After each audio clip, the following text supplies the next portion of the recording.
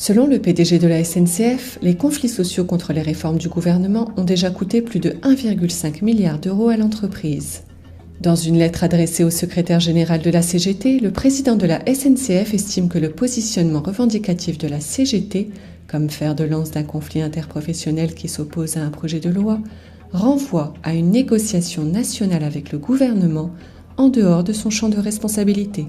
Dans un tract, le secrétaire général du premier syndicat à la SNCF, Laurent Brun, déplorait qu'après 30 jours de grève, aucun représentant de la CGT cheminot n'ait eu le plaisir de rencontrer le premier dirigeant de l'entreprise. Laurent Brun dénonce la stratégie du pourrissement et déplore, je cite, le silence assourdissant de la direction SNCF qui laisse les élus politiques de la majorité présidentielle vomir quotidiennement sur les salariés de l'entreprise. Près d'1,5 milliard ont été engloutis par les grèves en 2 ans. C'est devenu intenable. La SNCF détient des participations financières, des parts de capital dans plus d'1 millier de sociétés en France et à l'étranger.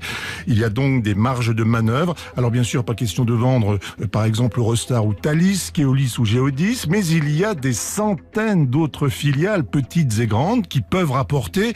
Rien n'est décidé. Jean-Pierre Farandou n'a voulu citer aucun nom. De toute façon, ce genre de cession sur les marchés ne s'annonce pas à l'avance. Chut, silence. Ce serait la première fois que la SNCF se lance dans ce genre d'opération ? Non, la SNCF a l'habitude de jongler avec ses filiales. Récemment encore, 8 bus a été vendu à Blablacar, ID-Vroom à Klaxit, Le Cab à Snapcar.